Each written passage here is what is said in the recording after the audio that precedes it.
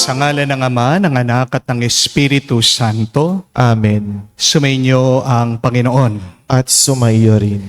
Mga kapatid, sa araw na ito ating pinagdiriwang ang banal na kapistahan ng ating Panginoong Hesukristo bilang ang walang hanggan at dakilang mataas na pari. Kilala natin ang ating Panginoon bilang Poong Nazareno. Marami din sa atin nagdedebosyon sa ating Panginoong bilang Divine Mercy. Marami din may mga larawan at poon ni Jesus bilang ang Santo Niño. Pero ang ating Panginoong Hesukristo ay isang mataas na pari din. Kailan naging pari si Jesus? Hindi siya pari kamukha ng mga pari sa templo noong unang panahon.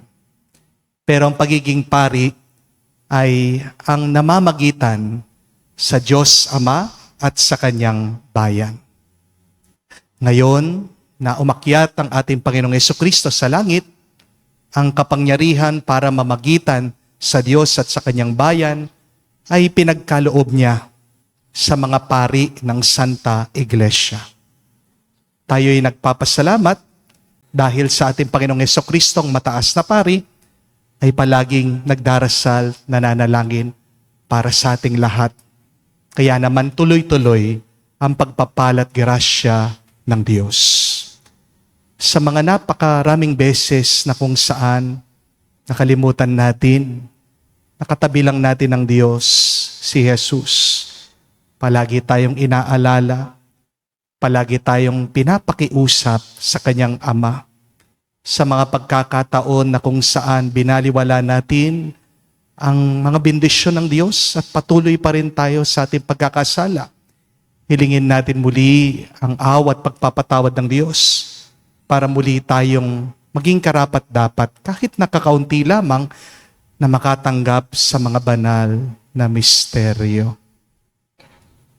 Inaamin ko Sa makapangyarihang Diyos at sa inyo mga kapatid, na lubha akong nagkasala sa isip, sa salita, sa gawa, at sa aking pagkukulang.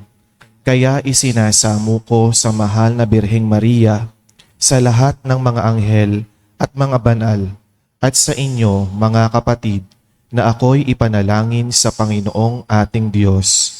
kaawaan tayo ng makapangyarihang Diyos. Patawarin tayo sa ating mga kasalanan at patnubayan tayo sa buhay na walang hanggan. Amen. Panginoon, kaawaan mo kami. Panginoon, kaawaan mo kami. Kristo, kaawaan mo kami. Kristo, kaawaan mo kami. Panginoon, kaawaan mo kami. Panginoon, kaawaan mo kami. Manalangin tayo. Ama naming makapangyarihan, hinirang mo ang iyong bugtong na anak na maging kataas-taasan at walang hanggang pari. Ipagkaloob mo ang kanyang hinirang na mga maging lingkod para magampanan ang pagdiriwang ng pagtutubos sa San Sinocob ay makatupad na may katapatang lubos. Sa pamagitan ni Jesucristo kasama ng Espiritu Santo, magpa sa walang hanggan. Amen.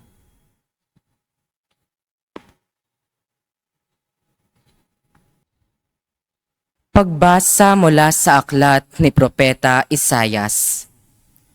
Noong taong mamatay si Haring Uzzias, nakita ko ang Panginoon. Nakaupo siya sa isang napakataas na luklukan. Ang laylayan ng kanyang damit ay nakalatag sa buong templo. May mga serapin sa kanyang ulunan, at bawat isa'y may 6 na pakpak. 2 ang nakatakip sa mukha, 2 sa buong katawan, at 2 ang ginagamit sa paglipad. Wala silang tigil ng kasasabi sa isa't isa ng ganito, "Banal, banal, banal ang Panginoon na makapangyarihan. Ang kanyang kaningningay laganap sa sanlibutan." Sa lakas ng kanilang tinig ay nayanig ang pundasyon ng templo at ang loob nito'y napuno ng usok. At narinig ko ang tinig ng Panginoon Sino ang aking ipadadala? Sino ang aming susuguin? Sumagot ako, narito po ako ang isugo nyo. Ang salita ng Diyos. Salamat sa Diyos. Pastol ko'y Panginoong Diyos, hindi ako magdarahop. Pastol ko'y Panginoong Diyos, hindi ako magdarahop. Ako'y pinahihimlay sa mainam na pastulan, at inakay niya ako sa tahimik na batisan. Binibigyan niya ako niyong bagong kalakasan, at sang-ayon sa pangako na kanyang binitawan, sa matuwid na landasay, doon ako inaakay. Pastol ko'y Panginoong Diyos, hindi ako magdarahop. Sa harapan ng lingkod mo, ikaw ay may handang dulang. Ito'y iyong ginagawang nakikita ng kaaway. Nalulugod ka sa akin na ulo ko ay langisan, at pati na ang kalis ko ay iyong pinaaapaw. Pastol ko'y Panginoong Diyos, hindi ako magdarahop. Tunay na ang pag-ibig mo at ang iyong kabutihan, sasaakit tataglayin habang ako'y nabubuhay. Doon ako sa templo mo, lalagi at mananahan. Pastol ko'y Panginoong Diyos, hindi ako magdarahop.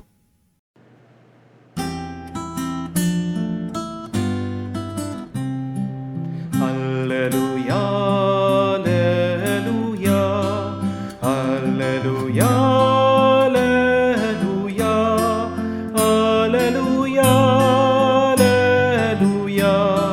alleluia, alleluia, alleluia, alleluia, alleluia, alleluia, alleluia.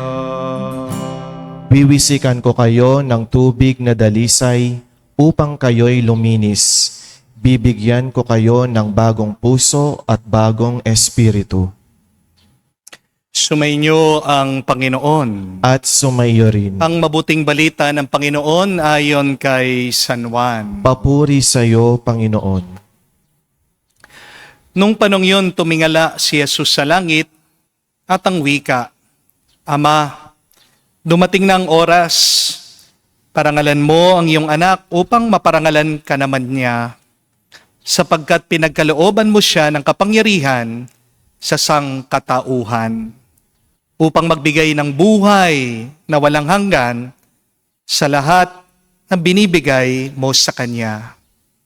Dinadalangin ko sila, hindi ang sanlibutan, kung hindi ang lahat ng binigay mo sa akin, sapagkat sila'y iyo. Naibigay ko na sa kanila ang iyong salita at kinapuotan sila ng sanlibutan, sapagkat hindi na sila makasanlibutan. Tulad kong hindi makasanlibutan, hindi ko dinadalangin alisin mo sila sa sanlibutan, kung hindi iligtas mo sila sa masama. Hindi sila makasanlibutan, tulad kong hindi na makasanlibutan. Italaga mo sila sa pamagitan ng katotohanan. Ang salita mo'y katotohanan. Kung paanong sinugo mo ako sa sanlibutan, gayon din naman sinusugo ko sila sa sanlibutan. At alang-alang sa kanila'y itinalaga ko ang aking sarili upang maitalaga rin sila sa pamagitan ng katotohanan. Hindi lamang ang aking mga alagad ang dinadalangin ko, kung hindi pati ang mga mananalig sa akin dahil sa kanilang pahayag. Maging isa nawa sila lahat, Ama. Kung paanong ikaw ay nasa akin at ako'y nasa iyo, gayon din naman, maging isa sila sa atin upang maniwala ang sanlibutan na ikaw ang nagsugo sa akin. Ang karangalan binigay mo sa akin ay binigay ko sa kanila upang sila'y ganap na maging isa. Gaya nating iisa. Ako'y nasa kanila at ikaw ay nasa akin. Upang lubusan silang maging isa. at sa gayon makilala ng sanlibutan na sinugo mo ako. At sila'y iniibig mo katulad ng pag-ibig mo sa akin. Ama, nais kong makasama sa aking kinaroroonan ang mga binigay mo sa akin upang mamasdan nila ang karangalang binigay mo sa akin. Sapagkat inibig mo ako bago pa nilikha ang sanlibutan. Makatarungang Ama, hindi ka nakikilala ng sanlibutan, ngunit nakikilala kita. At nalalaman ng mga binigay mo sa akin na ikaw ang nagsugo sa akin. Pinakikilala kita sa kanila at ipapakilala pa. Upang ang pag-ibig mo sa akin ay sumapuso nila at ako namay kanila. Mga kapatid, ang mabuting balita ng ating Panginoon. Pinupuri ka namin, Panginoong Heso Kristo.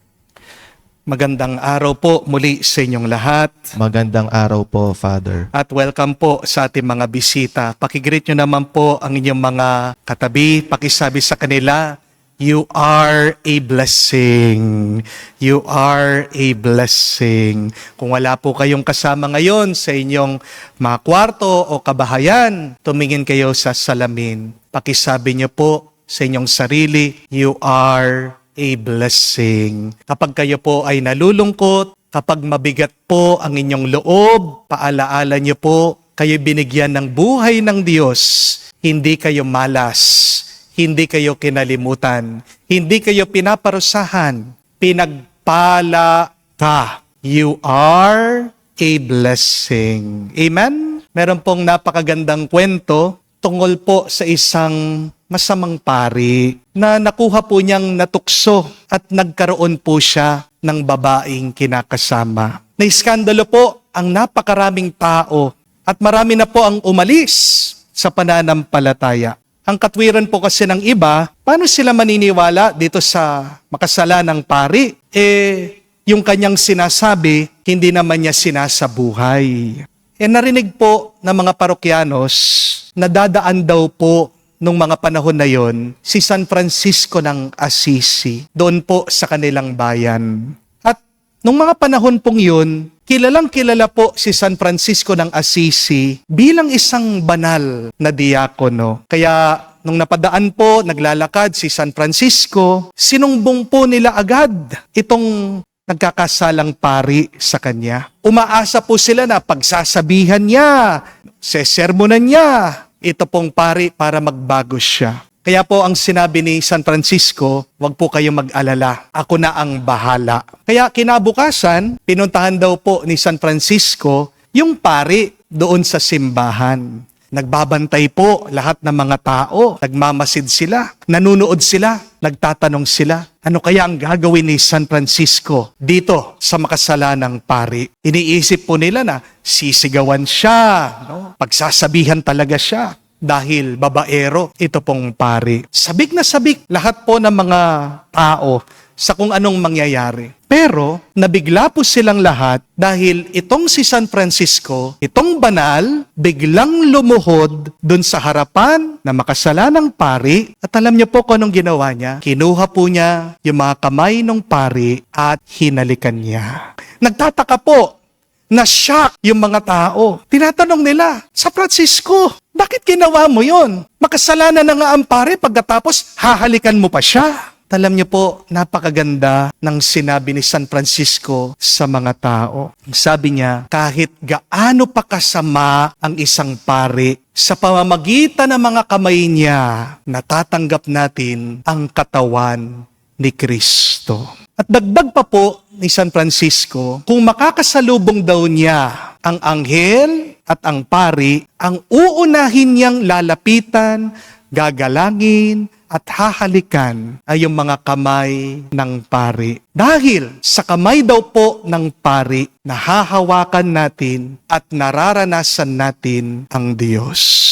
Dito po, napaiyak, na-touch yung nagkakasalang pari. At tinalikuran po niya yung kanyang pagkakasala. Nagsisi po siya dun sa ginagawa niyang masama. Mga kapatid, tandaan niyo po ito, ang pari ay pari hindi dahil magaling siya, hindi dahil matalino siya, hindi dahil gusto lang niya. Ang pari ay pari dahil sa Diyos. Amen? Pari ay naging pari dahil sa kagustuhan ni Jesus, ang mataas, ang dakila, at ang walang hanggang pari. Kami pong mga pari, hindi po kami perpekto. Pero wag nating kalimutan, kahit na ang hindi perpekto ay pinipili pa rin ng Diyos para magparanas, para makapagbigay ng pagpapala at bendisyon. Kung nagkakasala ang pari, ito ay dahil tao pa rin siya. Amen? Daw po minsan, meron pong isang pari, nakasuot na po ng kanyang sutana, bago po magmisa, naghahanap po ng CR, naiihi. Kaya po, nagtingin-tingin ng pari, wala naman ng tao. Kaya doon po siya sa likod, umihi. Kaya lang, habang umiihi po siya, napadaan po yung isang manang, isang matanda. At nabigla daw po, na-shock. Father, umiihi din pala kayo, sabi. Anong sabi ng pare? Manang, nanay, siyempre po, tao din naman ako. Hindi naman po ko robot, no? Yan po madalas yung nakakalimutan natin, hindi po ba? Nakakalimutan natin sa loob ng aming mga sinusuot, paggaganda-ganda man ng aming mga damit, ay may tao pa rin dyan. Habang ikaw ay buhay, habang ikaw ay tao, hindi mo mapipigilan, magkakamali at magkakamali ka. Pero ang pagkakasala at pagkakamali ng pari ay isang pagsubok pa rin para sa ating lahat, sa ating pananampalataya. Sinusubok ang iyong pagmamahal, pagpapatawad at pananampalataya. Kapag nakakaranas ka ng isang pari na hindi malapari ang ugali niya. Pero kapag banal, tapat at magaling ang pari, wag din natin isipin, ito ay dahil sa kanyang angking galing. Kaya mabuti ang pari, ito ay dahil sa pagbabasbas, sa pagpapala, sa awa at pagmamahal ng mabuting pari, si Kristo. Amen? Kung talagang mahal natin si Jesus, dapat mahalin din natin ang mga pari ni Jesus. We honor the Lord by honoring His priest. Hindi naman po natin sinasamba ang mga pari, pero hindi naman po masama na galangin natin sila. Hindi po ba? My dear friends, if you cannot love your priest, at least respect them. Because each priest is facing a silent battle in their life. Huwag niyo pong agad huhusgahan ang isang pari. Kasi hindi mo naman alam yung pari kung ano yung pinagdadaanan ng pari. Amen? Meron mga pari, di natin alam, meron silang sakit, nangihina sila, pero pilit pa rin sila magmimisa at magble-bless. Meron po mga pare nangungulila dahil wala na sila mga magulang. Nagluluksa sila, nalulungkot sila. May mga pare nahihirapan dahil minsan meron sila mga kapatid at kamag-anak humihingi ng pera sa kanila. Pero minsan, kapos sa budget, hindi rin naman mabigyan, hindi rin naman matulungan. Meron din naman mga pare pagod na, burn out na. Dahil sa sobrang dami ng kanilang mga trabaho. Meron din naman mga pare, nalulungkot, nag-iisa dahil mag-isa sa kumbento. Puti pa nga po kayo Kayo mga mag-asawa, di ba? Pagdating ng gabi, may kayakap kayo sa kama. Kami mga pare, sino mga kayakap namin pagdating ng gabi? Wala. Unan lang. Puno pa ng laway. Di po ba? Mga kapatid, hindi mo alam ang pinagdadaan ng hirap, pagsubok, problema ng isang pare. Kaya sana, huwag mo siyang agad huhusgahan. Amen? Napakaganda po ng sabi ni Santa Teresa ng Avila. She said that behind each priest, there is a demon fighting for his fall. So, if you have time to criticize a priest, please have twice as much time to pray for them. Kung hindi mo mapigilan na meron kang masabing masama tungkol sa isang pare, sana naman dagdagan mo din ang iyong panahon, ang iyong oras para pagdasal mo sila. Kung hindi rin naman nakakatulong ang iyong pangungutya sa mga pare, mas magandang tumahimik na lamang. Hindi po ba? Kamukha po na palagi ko sinasabi, if you have nothing good to say, then please be quiet. Only open your mouth if what you're going to say is more beautiful than silence. Buksan mo lang ang bibig mo, kapatid, kung ang sasabihin mo, mas maganda pa kesa sa katahimikan. May kasabihan po, ang mga pari daw, para po mga lumilipad na eroplano. Kapag merong isang eroplano na bumagsak, headlines agad, pinag-uusapan agad, nabubulgar agad. Di po ba? Ganyan din po sa mga pari na nagkakasala. Agad, viral, agad, kalat.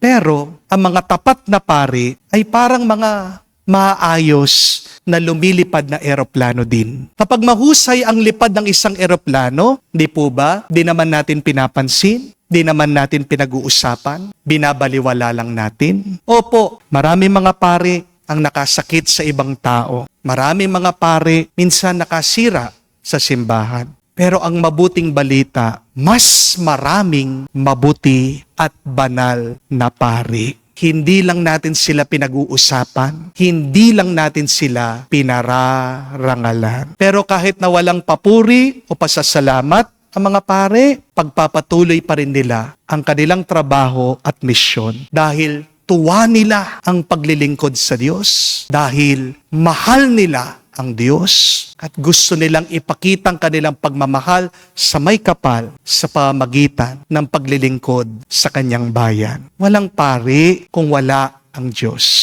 Merong pari dahil nandyan si Jesus, ang mataas na pari. Could you imagine a world without priest? Ano po ang mundo na wala ang mga pari? Isang mundo na patay. Without priest, there is no life in the world. Dahil ang mga pari po ay daan, instrumento ng Diyos, nagbibigay buhay sa mundo. Ang pari, nagbibigay buhay sa pamamagitan ng kanyang pagbibinyag. Dahil ang binyag ay ang pagsilang natin sa pananampalataya. Ang pari, nagbibigay buhay sa pamamagitan ng pagpapatawad niya sa kumpisal. Dahil nalilinis tayo sa kamatayan ng ating mga kasalanan. Ang pare nagbibigay buhay kapag nagmimisa siya. Dahil ang katawan at dugo ni Kristo ay ang pagkain ng ating mga kaluluwa. At ang pare ay nagbibigay buhay sa kanyang pangangaral. Pinapalakas ang loob ng mga nawawalan na ng pag-asa. Ang pari nagbibigay buhay sa kanyang paglilingkod dahil pinag-uugnay niya ang lahat ng mga tao, mayaman man o mahirap. Mahirap, nagbibigay buhay. Masakit ang nagkakaloob ng sarili. Dahil hinahati mo ang mismong buhay mo at nauubos ka rin. Pero salamat sa Diyos dahil si Jesus talaga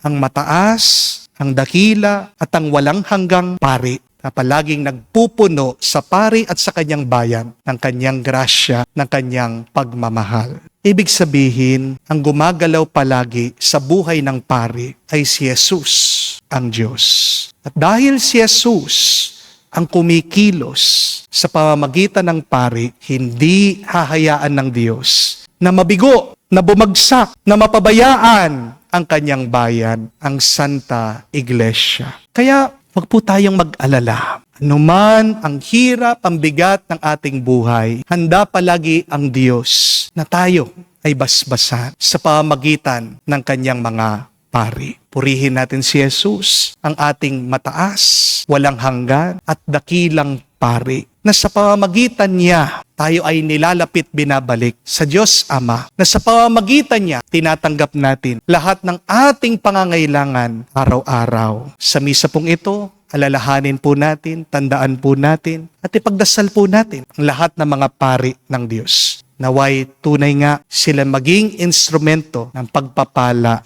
ng may kapal para manatili pa rin ang kanyang grasya, ang kanyang bendisyon dito sa mundo. Amen. Tumayo po tayo. Manalangin tayo sa Diyos upang makapaghatid sa sanlibutan ng kaligayahan, ng pagkikipagkasundo na tayong nakakaranas ng kanyang pagpapatawad. Ating sabihin Panginoon, dinggin mo kami. Panginoon, dinggin mo kami. Ang simbahan naway maging tunay na sakramento sa sandaigdigan sa pamamagitan ng pakikipagkasundo. Manalangin tayo sa Panginoon. Panginoon, dinggin mo kami. Yaong mga taong sumumpang manungkulan para itaguyod ng matuwid ang katarungan at kalayaang pantao, naway hindi magparatang at maghimagsik, at sa halip ay kilalanin at supilin ang kasalanan sa kanilang sariling mga puso. Manalangin tayo sa Panginoon. Panginoon, dinggin mo kami. Ang mga mag-asawa na nagkalayo o naging malayo ang kalooban sa isa't isa, naway matutong magpatawad, umunawa, at kalugdang muli ang isa't isa. Manalangin tayo sa Panginoon. Panginoon, dinggin mo kami. Sa katahimikan po ng ating puso, banggitin din natin sa Diyos ang ating mga personal na pangangailangan. Ama naming nasa langit, ilayo mo kami sa katigasan ng puso at ipabaya mo lagi kaming maging handa, lumapit sa pakikipagkasundo at hilumin ang anumang uri ng pagkakahiwalay-hiwalay. Hinihiling namin ito sa pamagitan ni Kristo, aming Panginoon. Amen.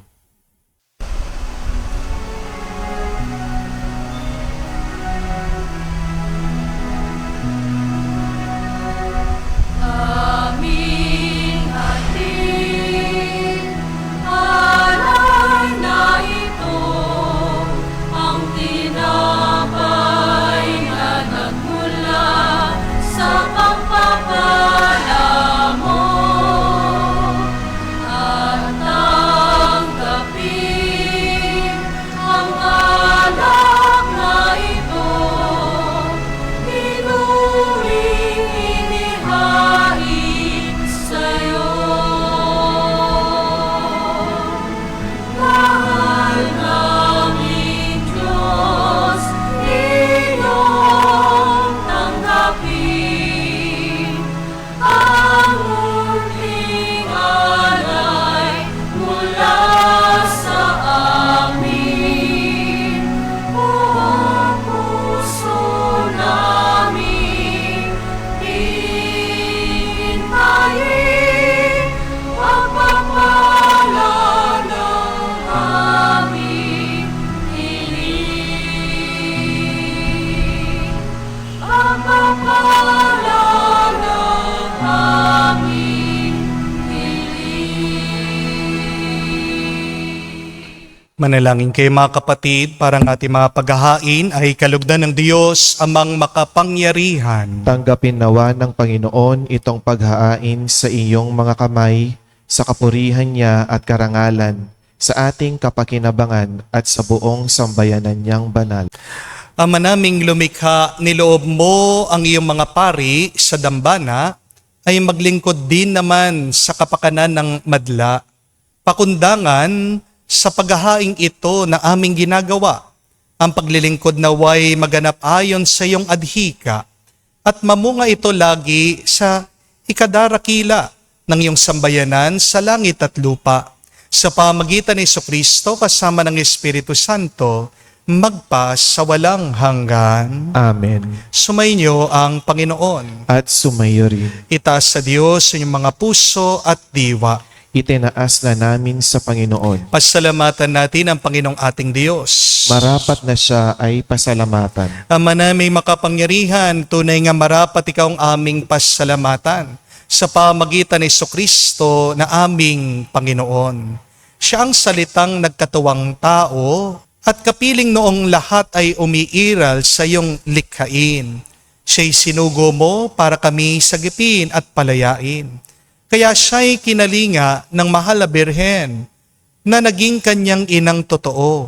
Sa kapangyarihan ng Espiritu Santo, inako niyang sundin ang loob mo at kamtin ang sambayanang banal para sa iyo. Pinagtiisan niyang iunat sa krus ang kanyang mga kamay upang magwakas ang kamatayan at mahayag ang pagkabuhay. Kaya kaisa na mga anghel nagsisiawit ng papuri sa iyo. Nang walang humpay sa kalangitan, kami nagbubunyi sa iyong kadakilaan.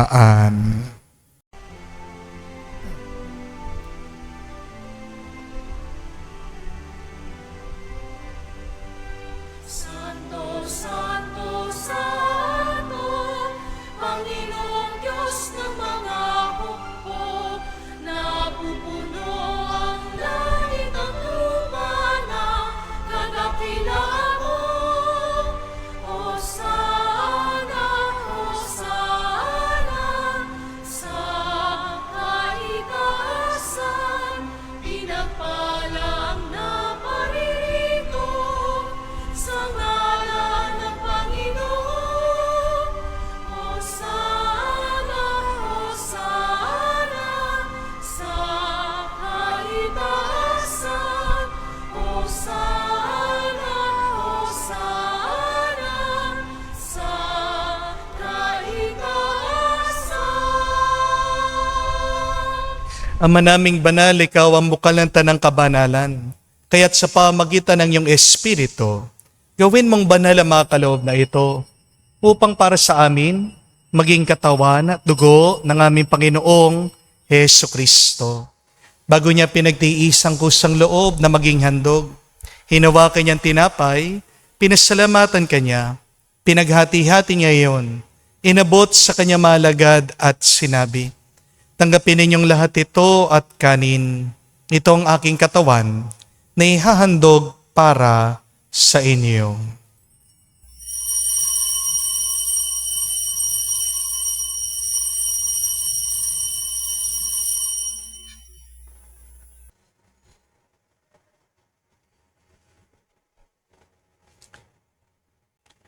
Gayon din naman na matapos ang hapunan, hinawakan niyang kalis.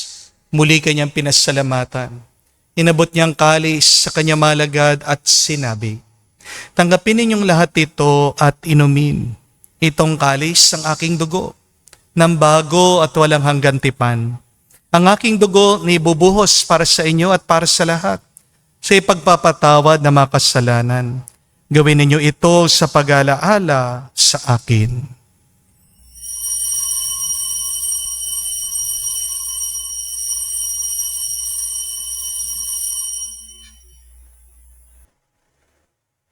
Ang misteryo ng pananampalataya. Aming ipinahayag na namatay ang iyong anak, nabuhay bilang Mesiyas at magbabalik sa wakas para mahayag sa lahat. Ama, ginagawa namin ngayon ang pag-alaala sa pagkamatay at muling pagkabuhay ng iyong anak. Kaya tinialay namin sa iyong tinapay bibigay buhay at ang kalis na nagkakaloob ng kaligtasan. Kami nagpapasalamat dahil kami yung minarapat na tumayo sa harap mo para maglingkod sa iyo. Sinasamo namin kami magsalo-salo sa katawan at tugo ni Kristo ay mabuklod sa pagkakaisa sa pamagitan ng Espiritu Santo. Amalingapin mong iyong simbahan, lagana sa buong daigdig. Puspusin mo kami sa pag-ibig. Kaisa ni Leon, ang aming Santo Papa, si Florentino, aming Arsobispo, at ng Tanang Kaparian. Alalahanin mo rin ang aming mga kapatid na nahimlay, may pag-asang sila'y muling mabubuhay. Gayon din naman lahat ng mga pumanaw. Kawan mo't sila't patuloyin sa iyong kaliwanagan. Kawan mo't pagindapatin kaming lahat na makasalo sa iyong buhay na walang wakas. Kaisa na mahal na Birhen Maria, Ina ng Diyos. Kaisa ni San Jose ang kanyang malwalhating esposo. Kaisa ng lahat ng mga apostol at lahat ng mga banal na namuhay dito sa daigdig na kalugod-lugod sa iyo. May pagdiwang nawa namin ang pagpupuri sa kararangal mo sa pamagitan ng iyong anak, aming Panginoong Heso Kristo. Sa pamamagitan ni Kristo, kasama niya at sa Kanya, ang lahat ng parangal at papuri ay sa iyo, Diyos Ama, makapangyarihan, kasama ng Espiritu Santo, magpasawalang hanggan.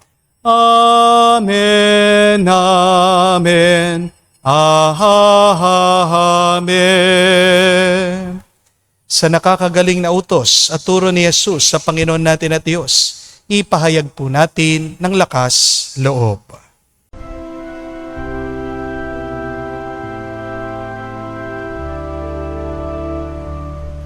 Ama namin, sumasalangit ka, sambahin ang ngalan mo, mapasa amin ang kaharian mo, sundin ang loob mo dito sa lupa para nang sa langit. Bigyan mo kami ngayon ng aming kakanin sa araw-araw at patawarin mo kami sa aming mga sala para nang magpapatawad namin sa nagkakasala sa amin. At huwag mo kami ipahintulot sa tukso, at iadya mo kami sa lahat ng masama. Hinihiling namin kami adya sa lahat na masama, pagkalooban ng kapayapaan araw-araw, iligtas sa kasalanan, at ilayo sa lahat ng kapahamakan. Samantalang aming pinanabikan ang dakilang araw ng pagpapahayag ng tagapagligtas naming si Hesu Kristo. Sapagkat iyo ang kaharian at ang kapangyarihan at ang kapurihan magpakailanman. Amen. Panginoong Hesu Kristo, sinabi mo sa iyong mga apostol, kapayapaan ang iniwan ko sa inyo. Ang aking kapayapaan binibigay ko sa inyo.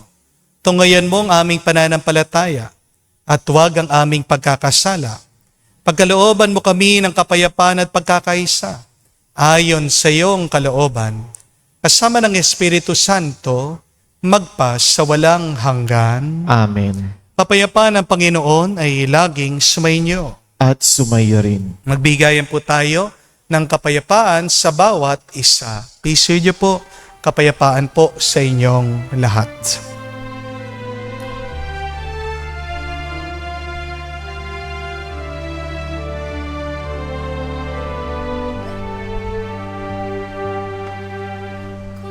Kordero ng Diyos na nag-aalis ng mga kasalanan ng sanlibutan, maawa ka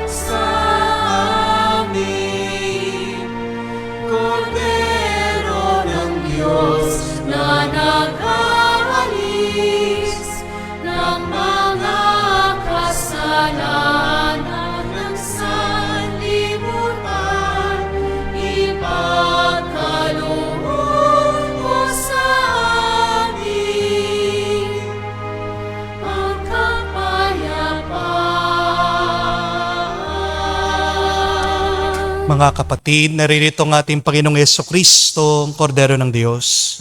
Siya nag-aalis sa mga kasalanan ng sanlibutan. Mapalad tayong lumalapit sa piging ng Kordero. Panginoon, hindi ako karapat-dapat na magpatuloy sa iyo, ngunit sa isang salita mo lamang ay gagaling na ako.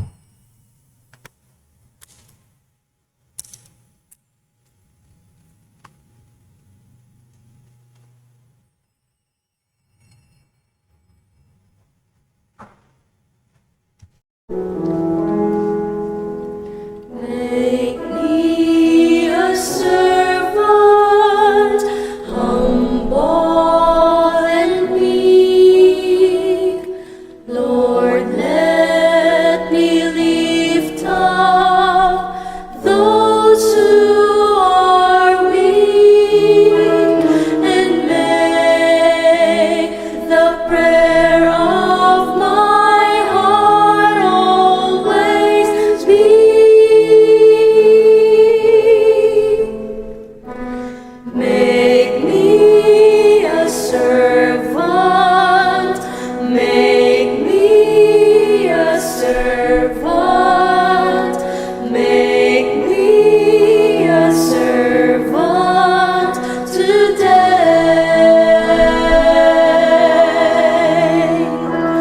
Make me a servant, humble and weak. Lord, let me lift up those who are weak, and make the prayer of my heart always be.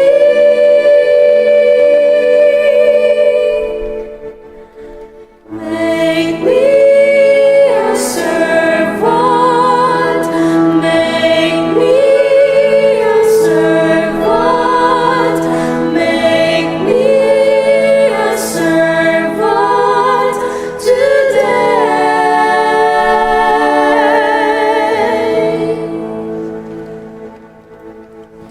Manalangin tayo. Ama naming mapagmahal, ang iyong mga pari at lahat ng mga kasambahay ay pamalagian mong nabubuhay sa paghahain at sa pakikinabang upang sa buklod ng pag-ibig na sa iyo'y naguugnay sa tanan. Marapatin mong lahat na ikaw ay paglingkuran sa pamagitan ni Jesucristo kasama ng Espiritu Santo magpa sa walang hanggan. Amen. Sino ba ang pari? Ang pari ay pinili ng Diyos para siya ay magdasal, mamagitan sa bayan ng Diyos at sa may kapal. Ang ating Panginoong Yesukristo ang mataas, ang dakila at walang hanggang pari. Pero siya'y pumili ng mga magiging lingkod, magiging instrumento ng kanyang pagpapala. At baka nakakalimutan din natin na sa pamagitan ng ating pagkabinyag, lahat tayo ay may pagkapari din. Lahat po kayo ay pari din. Paano kayo pari? Pag kayo din ay nagdarasal para sa iba. So, let that be our challenge for today, wherein we remember Jesus as our high and eternal priest. Continue to pray for others. Continue to ask God for His blessing for others. Not only for yourself, but for your loved ones. It is a consoling fact, nakakapagpalubag po ng kalooban, na pag tayo ay dumadaan sa mga hirap, sa mga pagsubok, alam natin na merong isang pari sa simbahan na nagdarasal para sa atin. At ang kanyang pagkapari, ang kanyang lakas, kapangyarihan ay nanggagaling sa mismong mataas na pari, si Jesus. Kaya, huwag ka masyado mag-alala kapag litong-lito ka na. umuwi ka, bumalik ka sa simbahan, lumapit ka sa pari para ilapit ka niya muli sa Diyos ang mataas na pari, nagpupuno sa atin lahat, lalong-lalo na sa iyo, ng mabubuting grasya at bendisyon. Sumainyo ang Panginoon. At sumaiyo rin. At kayo'y basbasan ng Diyos, makapangyarihan sa lahat, sa ngalan ng Ama, ng Anak, ng Espiritu Santo. Amen. Ang ating misa ay natapos na. Humayo kayo sa kapayapaan ni Kristo. Salamat sa Diyos.